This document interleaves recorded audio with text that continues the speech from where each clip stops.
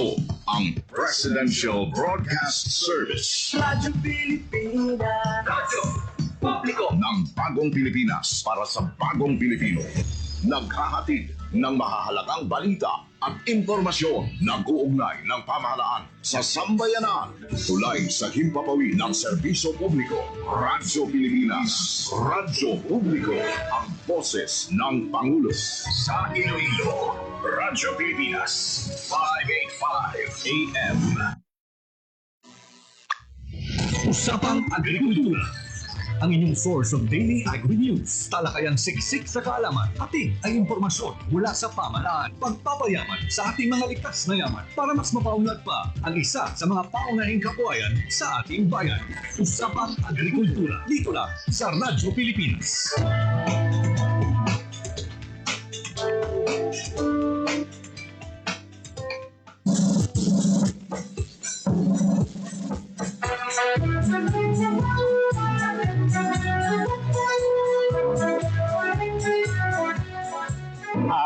Ngayong hapon, ako si Dr. Armando Perol Abanyo, the Municipal Agriculturist of LGU Tuboso, Negros Occidental.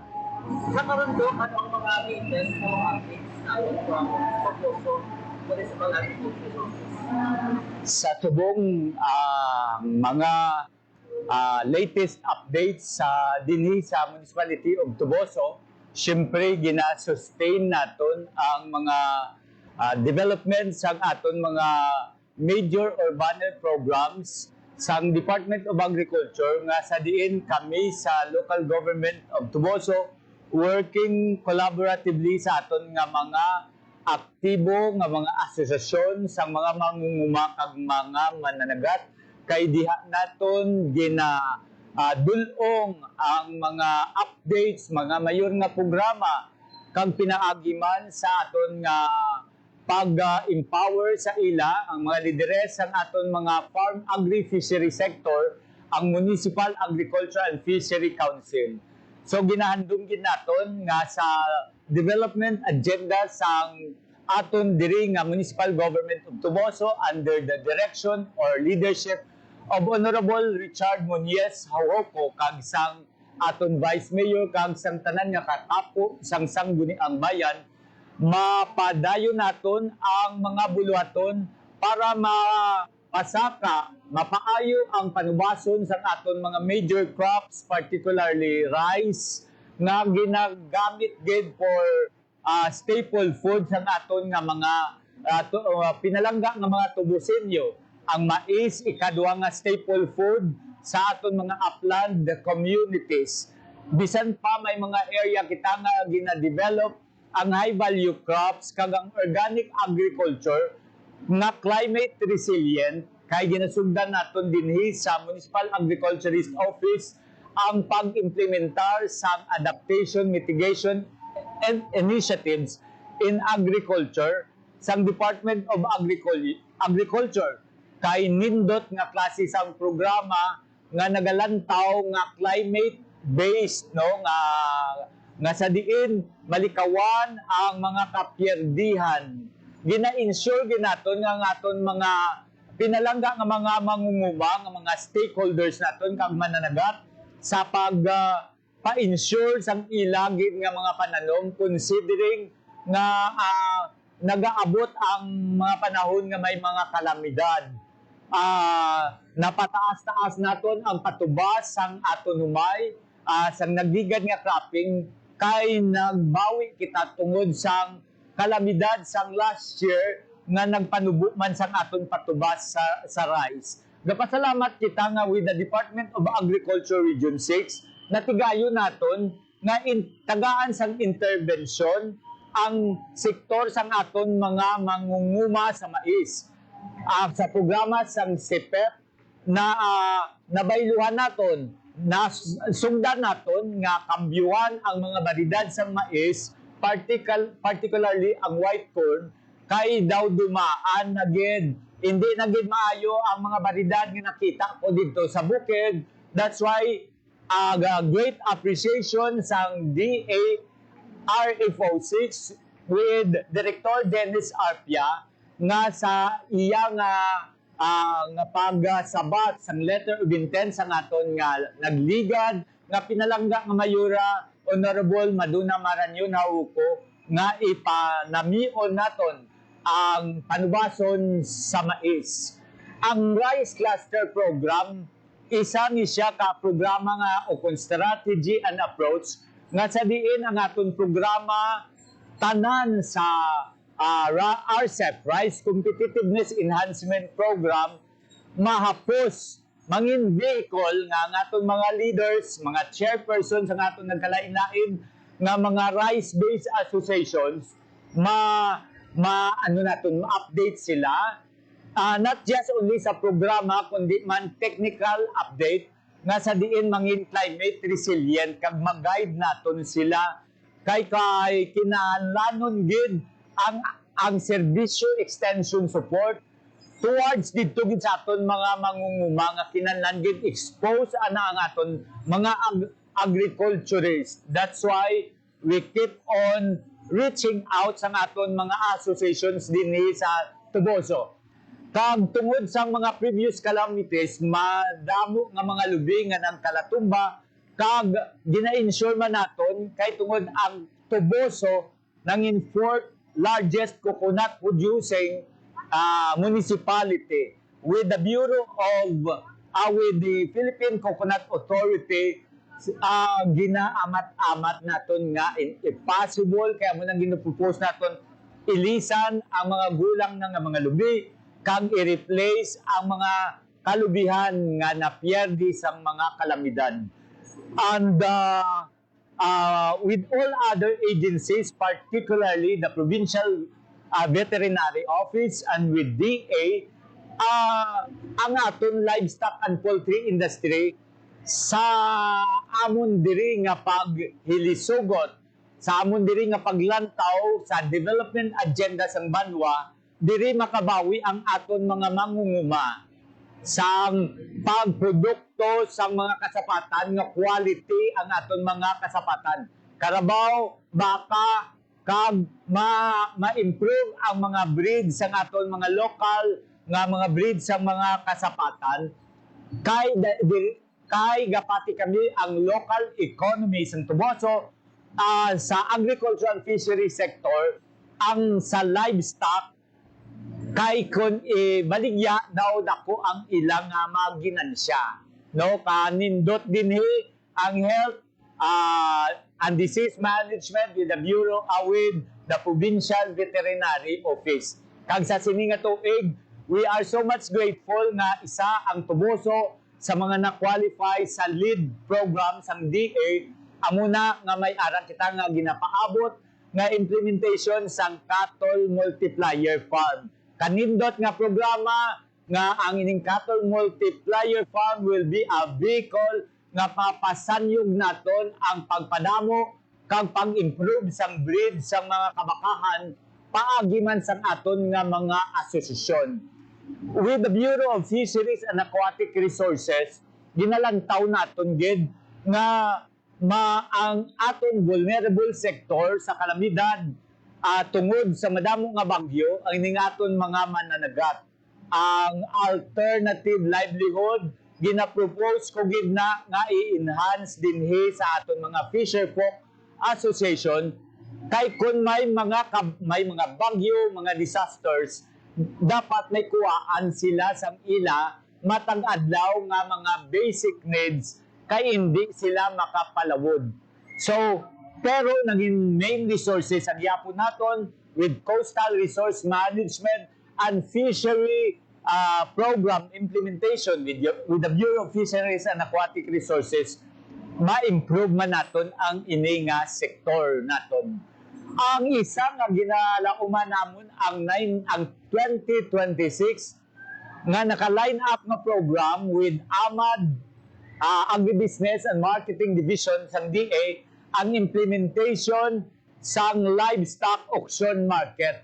Bilang Vice President sang Provincial Livestock and Poultry Association of Negros Occidental, ako ang isa nga nagaduso nga pasanyugon ang agribusiness and marketing intervention sa Department of Agriculture kag Bureau of Animal Industry because anhunta lang sang sagod nga sagod sang sapat but hindi sanyog ang aton marketing and agribusiness intervention. So amoy na ang mga with other plans and programs ang atong bangko nga mayor, hopefully mapanami pagid naton ka-aiming nga ang third class and nangin second class municipality with the agri and fishery sector dako ang iya contribution towards sa pag-paasenso sang Tuboso nga mangin first class municipality nga muna ang handong sa aton local government officials headed by Mayor Richard Hawoko. Appreciating everybody nga nag-collaborate kag nagabulig dinhi sa amon para inatanan will redound to agricultural productivity and food security program of Tuboso. Mayong hapon kag salamat ken.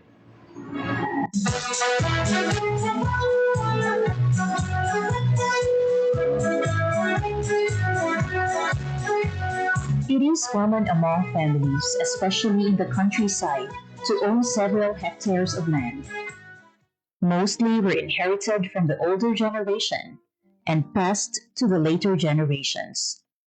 However, as time passes by, only a few of the current generation would have an interest on the vast land they have inherited. When in the early years, the older people are into acquiring vast areas of land, the younger people today would rather work in a rented space to earn a living.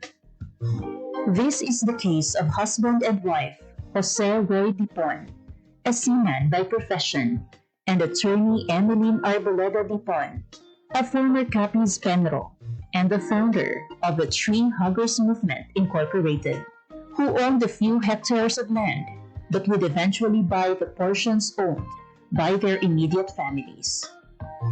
They were able to acquire a total of 20 hectares of land. The problem, however, most of these lands used to be sugarcane and corn plantations. These are lands with no existing trees and other vegetation, as required by the prior crops. Seeing the sorry state of the land, they decided to start planting it with fruit trees, and with the help of a friend who offered them seedlings of cacao trees under a pay-later scheme, they made the first step of what is now a plantation of more than 3,500 fruit-bearing cacao trees, covering at least 4 hectares of land, and the planting continues today. They have also started planting other fruit-bearing trees. As Jose would say, they planted the cacao trees without any prior knowledge on how to take care of the crop and how to manage it. During the pandemic, Jose decided to stay for good and get serious with farming and cacao planting. He attended several trainings about cacao management and value-adding products. This gave birth to the Dariagan Arboleda and Dipon, or Dad's Farm in Barangay Old Gia, Maayon, Capiz. He encouraged his immediate families, who also own lands, to plant cacao trees, and the farm workers in the farm are his relatives, giving them the opportunity to earn income without staying away from their families. It was not a smooth sailing experience, however. They were learning along the process of planting the trees up to its fruit-bearing trees. Typhoon Agaton back in April 2022 battered most of his cacao trees, which made Jose frustrated. It was in one of the trainings sponsored by the Department of Agriculture Western Visayas. Jose's passion reignited after one of the speakers told him to consider his losses as an investment. While they had started producing tablea back in 2015, Jose and Emeline decided to start producing chocolates in 2022 after he retired working overseas. Today, Ogia, the chocolate brand, which got its name from their barangay, is seeing supply around Capiz and Iloilo. They have also brought their chocolates to Manila, especially during exhibits. Ang chef ko gid lang ya ang nagtulod sa akon nga maggumpi untat sa pagka OFW pagkasiman tungod sa pandemic.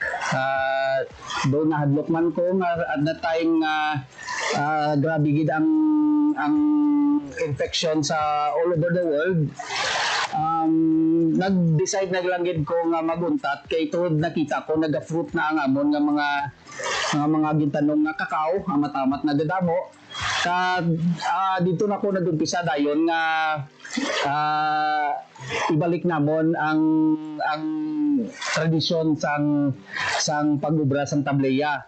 At the same time, dito na ko naga-research upod sa mga taga-DA to add value sa kakao. So dito nag-umpisa na ang paglantaw ko sa fine chocolates na bean to bar. Sa umpisa, ang bulig nga una ginhatag sa akon sa DA is encouragement. Tungod nga nakaumpisa na kami, gindugangan na nila ang amon nga mga knowledge sa pagtanong, sa pag-propagate paged, kag ang isa paged is may mga interventions na sila like mga seminars. Dito giko na appreciate ko gid ang mga seminars kay kadamo-damo gid ko natunan. Aside from that nga hindi gid ko ya nagdako sa uma, city boy ako ya. So wala gid ko idea. Ang DA lang gid ang nakahatag sa akon sang basic knowledge. Kaga dito man nagumpisa ang akon nga love sa pagpanguma, no?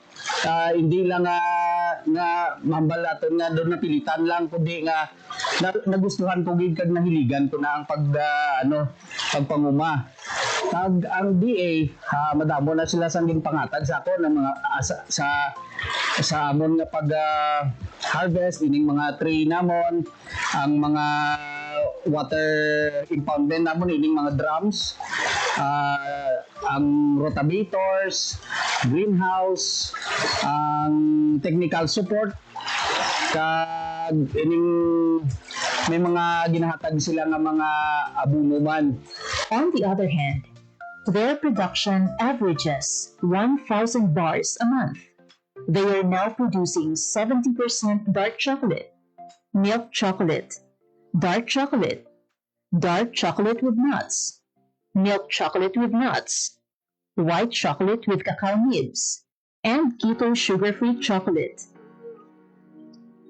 In the recently concluded Cacao Congress in Cebu City, Dad's Farm Chocolate placed third in the Philippine First Flavored Tableya Making category out of 25 MSMEs in Waterfront Hotel Cebu last July 29, 2024. He infused red mullet or oven-cooked salmonete and nipa syrup in his Tableya entry, proving that the chocolates produced in Capiz are now at par with the quality of other established producers across the country. Through the High Value Crops Development Program, or HVCPD, of the Department of Agriculture Western Visayas, Dad's Farm received additional farm support and implements. HVCPD provided them a rotavator, greenhouse, solar plastic, and drums for water storage. These, along with several training programs on cacao production and value adding, are in place as part of the continuing support of DA Western Visayas to the cacao farmers. The region produces around tons of cacao seeds every year. Its growth has helped propel the agricultural sector as one of the main economic drivers in Western Visayas. This is your Department of Agriculture, Western Visayas. There was a time when calamansi ruled the orchards of Guimaras. Its scent, its promise, its profit. But as years passed, the trees bore fewer fruits. Pests, aging groves, and changing markets slowly pushed this once booming industry into the background. For decades, calamansi farming was a way of life in Guimaras. Families built homes, sent children to school, and supported communities, all with the help of the small but mighty citrus fruit. But nature had its way. Trees aged, pests spread, and many farmers turned to other crops, hoping for more secure returns. Still, the spirit of calamansi never left, and today, its story is being rewritten. Sa unaya, ang amon nga production sang kalamansi, syempre gamay compare sa subong kay sa unaya nang dapila pa man ang kapuno kag dayon ang amon nga mga hindi bakal sa amon sang kalamansi amon nagyapon ang ginadala sa Bacolod kay ginadala sa Iloilo. Dayon, nakita mo naman nga daw nag-amat-amat mo siya namin ang income tungod nga daw damo naman ang nakabakal kay tungod nga damo naman sa mga production sang kalamansi diri sa Guimaras. Amo na nga mga persisting nga nga production, amo na nga daw na-expand kami na sang amon nga nga tanom. Kag nakita man namin nga nami man ang income during sang peak season tapos damo man ang nagabakal damo na nga maka-income man kami kag mabawi man ang mga gasto sa abono kag sa patanom namon. Ang calamansi grower almost na 7 years starting until now. Ang pagkakalamansi ay kailangan hands-on, tiyaga, tapos dedication sa pagkakalamansi. Tapos sa una, ang kalamansi sa mga seasonal lang sila compare now. Kailangan may technology bago nga technique nga mapabunga mo sa off-season. To bring calamansi farming back to life, the Department of Agriculture, through the Provincial Office for Agricultural Services or POAS, stepped in with more than just seedlings. They brought technical know-how, a roadmap for recovery, and a renewed sense of purpose. From providing quality planting materials to hands-on training in pest management and tree rehabilitation, POAS helped transform struggling orchards into thriving farms once again. Farmers also received post-harvest training and access to support facilities, making sure every fruit harvested is fresh, clean, and ready for the market. Okay. Now, for the specific intervention sa calamansi industry sa probinsya San Guimaras, the Provincial Office for Agricultural Services is crafting a roadmap dated 2025 to 2029. Now, this roadmap will give the direction sang aton nga calamansi industry sa probinsya by identifying the challenges and what would be the specific intervention would become up. So we conduct focus group discussion with the calamansi growers para nga sa ila mismo magahalin kung ano bala ang problema, ano ang ugat sang problema nila kag amo na siya ang hatagan sang solusyon sang probinsya sang Guimaras. But no intervention works without the hands and hearts of farmers. They are the real drivers of revival. Working together through cooperatives, they embraced better practices. Their dedication is now bearing fruit. Si GBMPC nakabuligid sa calamansi farmers ang Guimaras paagi sa pag-extend sang loan para nga ma-avail sa mga members sa maintenance sang ilang mga calamansi plantation kag mahatagan man sila access sa market na kung sa diin may kita weekly nga cluster scheduling para sa baligya sang ilang mga fresh calamansi sa kay GBMPC. Today, Guimaras farmers are doing more than just selling fresh calamansi. They're creating value. Juices, concentrates, and a variety of delicious delicacies are now part of their product lines. With support and training, they've reached pasalubong centers, groceries, and even online stores. Farming has become agribusiness. Ako isa ka calamansi processor sa Barangay Rizal, Hordan, Guimaras. Ang akon nga association, iya sa Guimaras Herbal Growers Association, kag Poblacion Farmers Association sa Hordan. Mga supplies ng kalamansi ginakuha ko sa among mga members na nag-produce sa mga kalamansi growers. Inspired gid sa akon sa pag-produce ng kalamansi, pag-process ng kalamansi juice. Amo ang pagbulig sa akon mga member farmers nga pag mag-oversupply ang kalamansi, hindi sila madunutan kag hindi makadto sa wastage ang ilang mga product. And along the way, nakita ko ang needs ng kabataan nga kinahanglan ma-avoid nila ang mga sodas. So, nag-decide ako nga mag-supply sa central school, sa mga elementary school children. And nakabulig man, more or less nakabulig man sa akong income. Aside nga ang kabataan, makainom sang healthy drinks. But revival is just the beginning.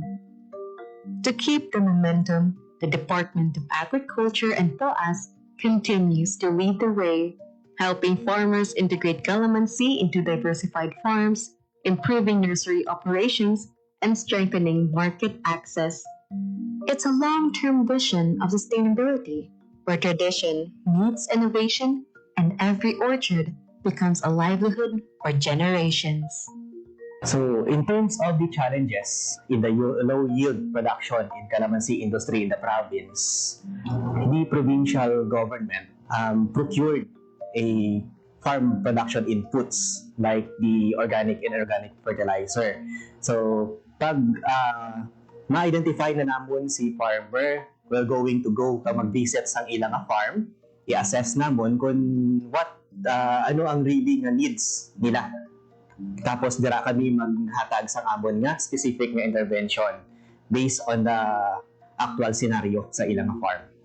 Through POAS, may ara kami sang naka-reserve nga buffer stocks of the pesticide and insecticide. So ang himuon lang ni farmer is mag-submit siya sang report nga may infestation sa specific nga peste sa iyang calamansi, and then ang POAS is magakadto sa ilang farm ka maghatag sang nagakaigo nga technology upod na ang mga pesticide and insecticide. Limited market access. Amo na siya ang isa ka dako gid nga challenges nga ginatubang sang aton nga calamansi growers diri sa probinsya. But sa liwat, nagapasalamat kami sa Department of Agriculture through High Value Crops and F2C2 nga sila naghatag sang processing center diri sa isa ka cooperative sa probinsya sang Guimaras. Now, ano ang makabenepisyo sina? So, ang mga farmers naton sang calamansi growers is direkta nga pwede makabaligya sa cooperative, which is the Guimaras Brethren Multipurpose Cooperative. And then, the Guimaras Brethren Multipurpose Cooperative, abo na siya man ang mag-cater sang other nilang nga supply na ginabaligya man na siya outside in the Guimaras. So, ang role ni province is to connect the farmers into the cooperative. From struggle to strength, from decline to resurgence, calamansi in Guimaras is more than just a crop. It's a story of resilience, reinvention, and the enduring spirit of a farming community that never gave up. The future is bright, the fruit is green, and the comeback is real.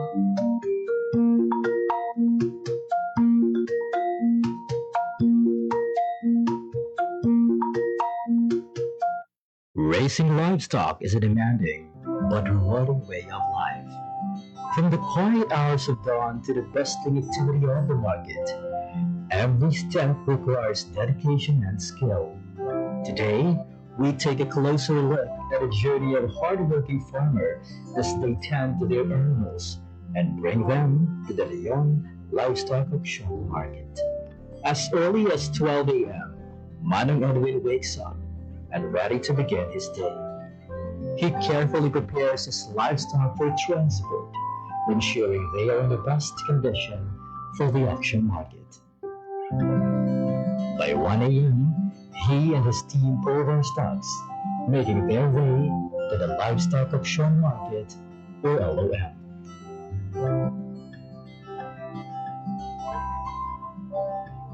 Selling livestock is not just about bringing animals to market. It's about careful selection and preparation to get the best price possible. Sellers and buyers start arriving, eager to engage in the bustling trade.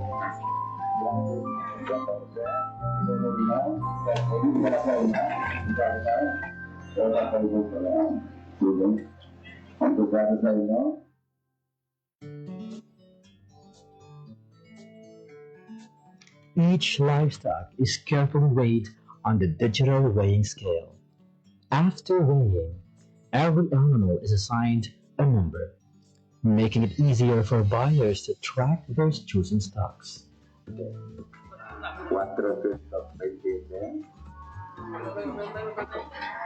Pag-abot isang baboy, before siya ikiluhon, gina-check anay ang iyang barangay certification.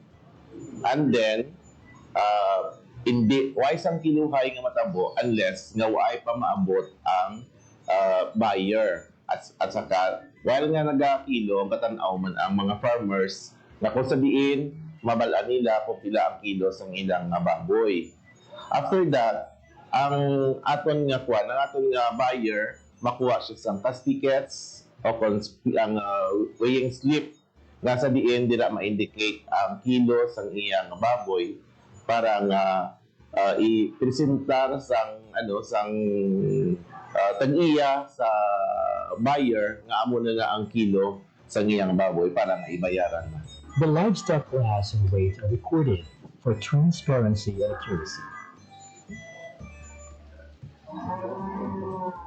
At a livestock auction market, each stock is meticulously inspected by potential buyers.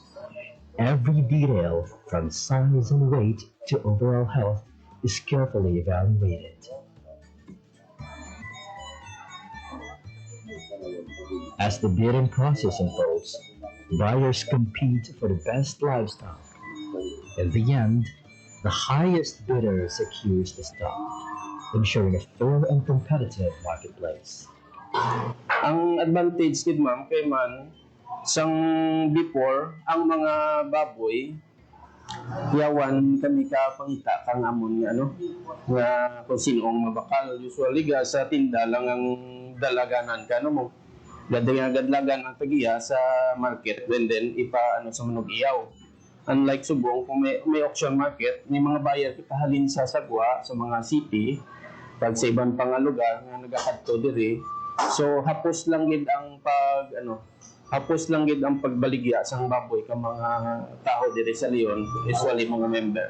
Ang LEPA kag ang mga member ya nagapasalamat gid sa LOM kay man naging matawhay, naging mahapos amon kung paano namon ibaligya ang amon mga baboy kag ang presyo hindi kami mapirdi kang presyo sa pagbaligya sa baboy.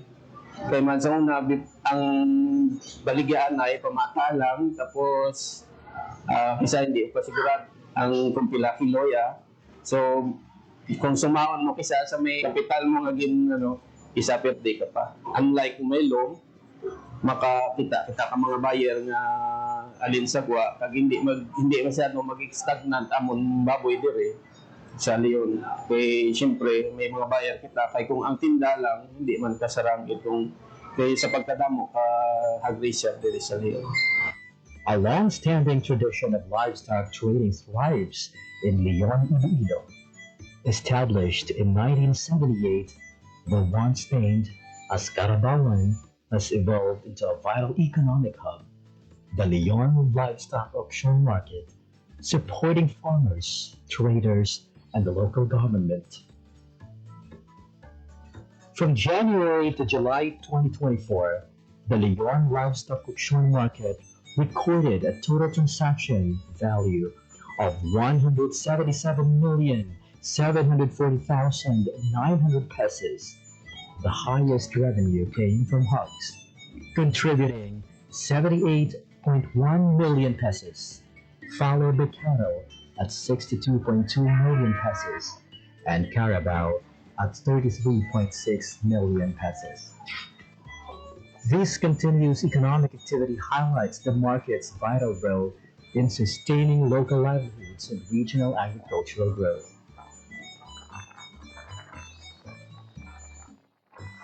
Just to give you an idea, Leon, before we have challenges now facing in the management of our livestock auction market. Well, one of those is the limited facilities that includes the shed, and then the problem on drainage, and then the manual weighing, of course. Before we've been doing that, and also the limited access of the traders, because of lack of promotion, and we have a long duration of transactions during that time. It took the personnel around 10 hours, just to complete the transaction, or just to just to give the services to our clients as well, and also a limited revenue. I am appealing, nagapangabay ako sa mga pumuluyo natin sa Banwakang Leon that buruligan natin dyan. Not only nga nag-benefit kita, kang atin nga pangabuhian di dyan, kag ang atin nagigita ginalantaw nga mas makabulig pagid sa economy kang atin pumuluyo. Kami naman di dyan sa munisipyo lokal, kang Banwakang Leon, rest assured that we will do our best as mayor of this town. Himuon naman ang tanan-tanan para mas ma-improve pagid kag kilalahan ang Banwakang Leon, not only the summer capital of the province of Iloilo and the fruit and vegetable basket of the of Iloilo, but the livestock hub of the province and the whole Philippines. From a small trading post at the back of the municipal hall to a thriving livestock auction market in Barangay Talakungan, Leon Livestock Auction Market has continuously adapted to the needs of farmers and traders. With the support of the Japan 2KR project and local government investments, the market has undergone major upgrades.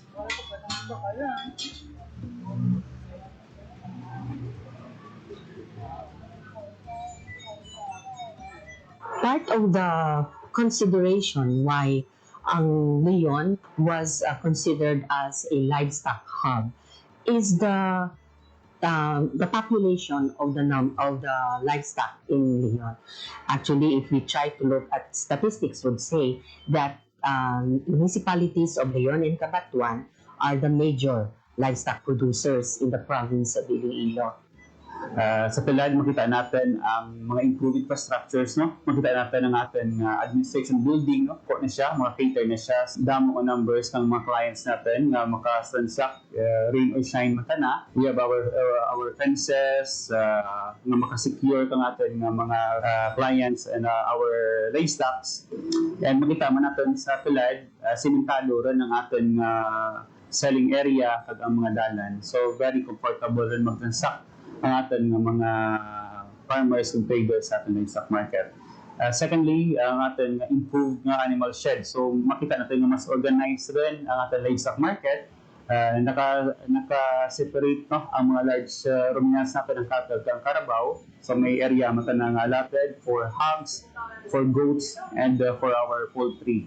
Sa PhilAd, we're very fortunate na may digital kita, no? And calibrated na weighing scale. So sabihin na mas transparent yung tana in terms kilo, no? Makita na di farmer was kilo na lang sapat, no?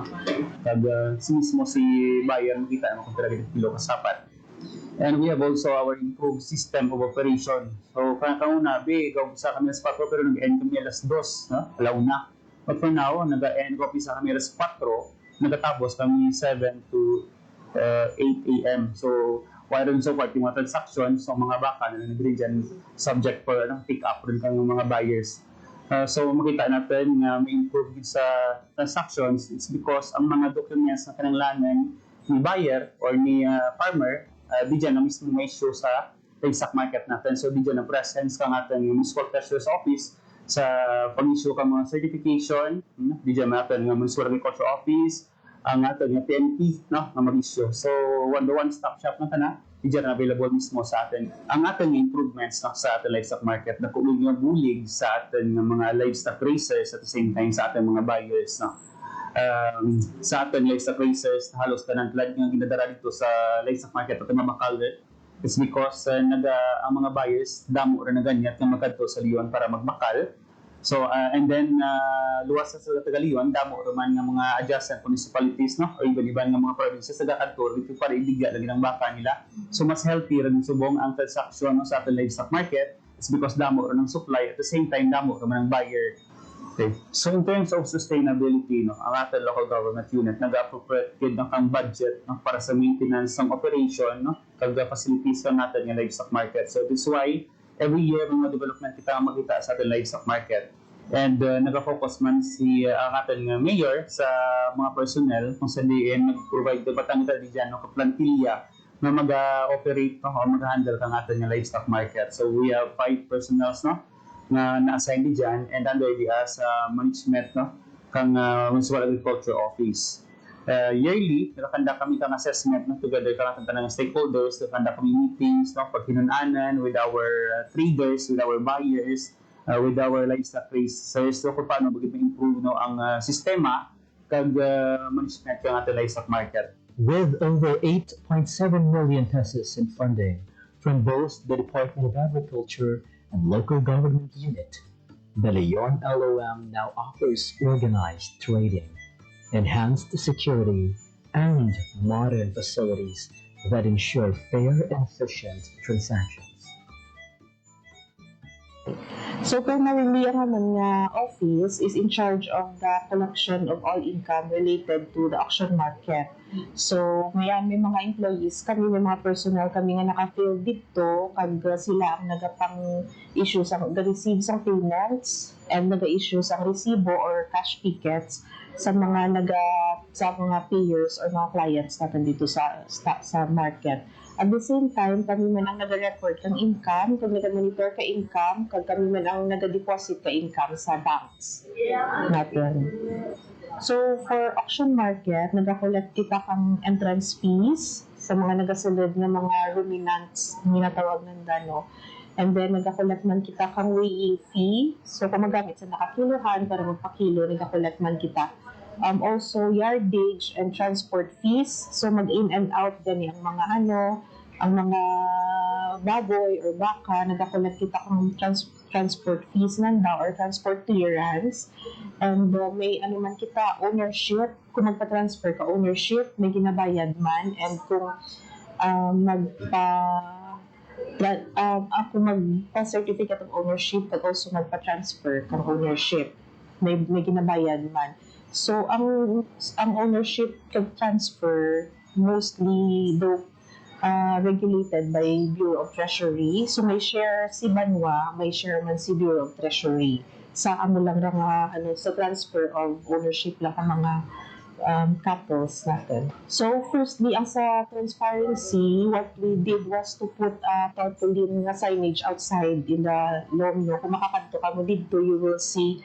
So, nakabutang dito specifically kung pila ang ginasukot for entrance fees, pila ang ginasukot for transfer, para transparent sa mga pumuluyo kung pila ilang bayad dapat. No, para ma-avoid ang mga overcharging. And also, ginaremind din naman ng mga nag-post man kami dito nga always ask for receipt. So, this is to ensure na kung ano ginabayad ka mga farmers or mga pumuluyo, nagasulod kita na sa may kang banwa, sa tundo ka banwa, no? Para magamit natin sa mga picture ng mga projects.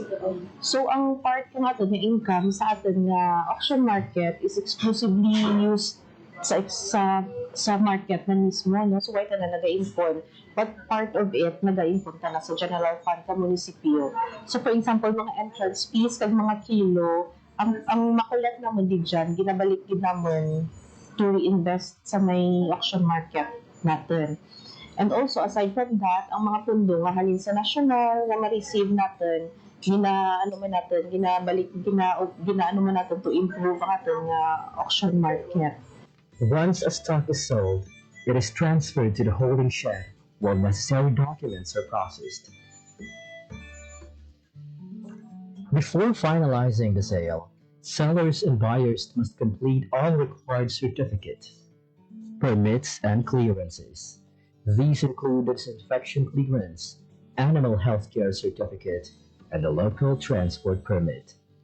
Additionally, necessary fees such as the permit fee, municipal business tax, garbage collection fees, and environmental fees must be settled.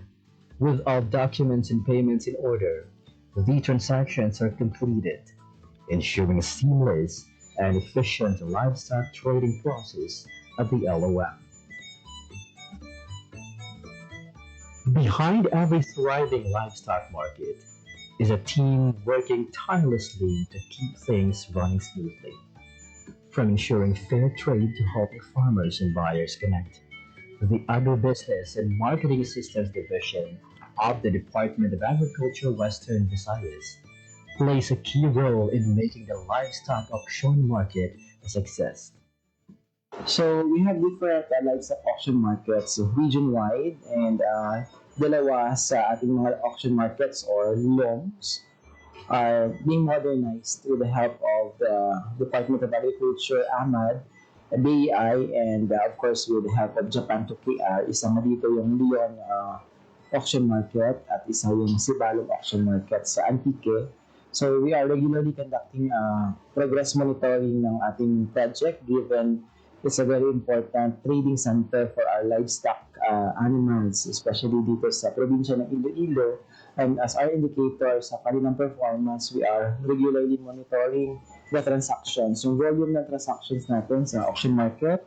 We are also coordinating with the AI when it comes to animal welfare. So kailangan natin i-secure na yung mga animals or livestock na dinadala sa ating auction markets are properly proper yung handling. So, isa yun sa ating sinesecure. So, part yun ng ating capacity enhancement sa ating mga management team or staff doon sa LGU Leon. Mayroon tayong allocation when it comes to repair and maintenance.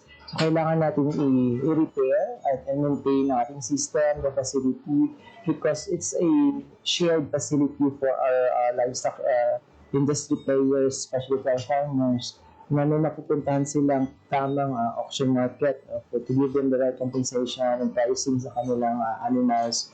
So we're also securing with our AMAD that we're conducting annual assessment and monitoring and planning workshop with our auction markets region-wide. So Leon is really playing a pivotal role when it comes to the livestock industry. So they already established the role as one of the most important trading centers. So, hindi lang Leon Municipality or mga tradera. So, neighboring municipalities are coming there because isa sa mga advantage natin as what I've mentioned is yung transparency when it comes to the weighing sa ating mga livestock na pinapasok sa ating auction markets. The Leon Livestock Auction Market is where farmers and buyers meet, ensuring fair trade and sustainable livestock production.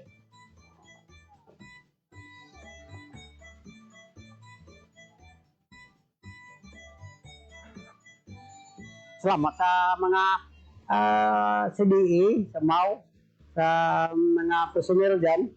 Kung ano may problema sa baka, kung masakit, kung purgaan, kung anong problema naman niya, daw na tawan na reaksyon, kaya suportado man da. Kung problema, ang amuya tani nga dapat tiya nga buwan nga isa pa mirma naman, agto po prinsipyo para sa pulis, pitlaga may ada pulis ni agtor diyan naman kay para biyay la porta shipment available so para okay ay problema man naman diyan baka iti ang tao sige man gapon nga balik ka. As the Leon Livestock Auction Market continues to grow, it remains a pillar of economic resilience and agricultural progress in Iloilo. Through collaboration, modernization, and the commitment to sustainable farming, it serves as an inspiring model for other communities in the country.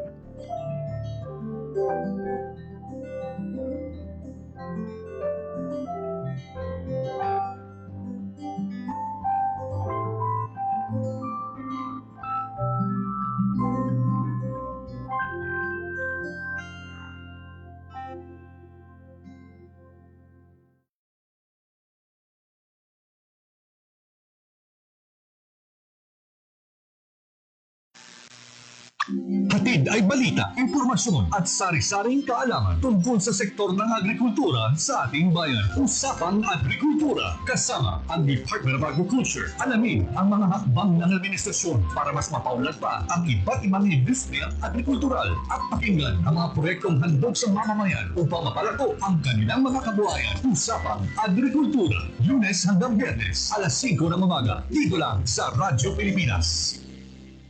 Ang inyong tulay sa himpapawid ng serbisyo publiko, ang Presidential Broadcast Service, Radyo Pilipinas, Radyo Publiko. Radyo Pilipinas! Radyo Publiko!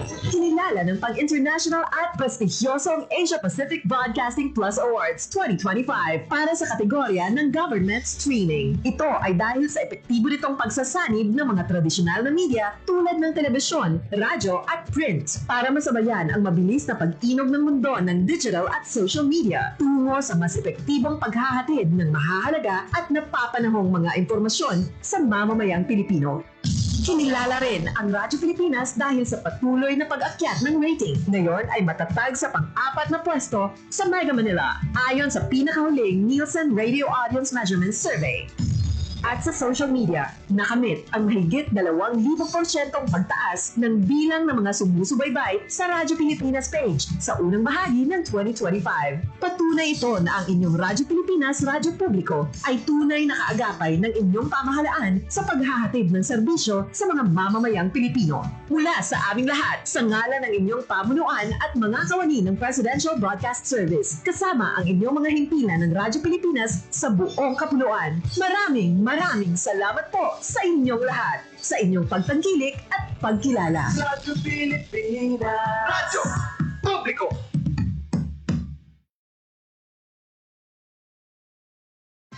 Time to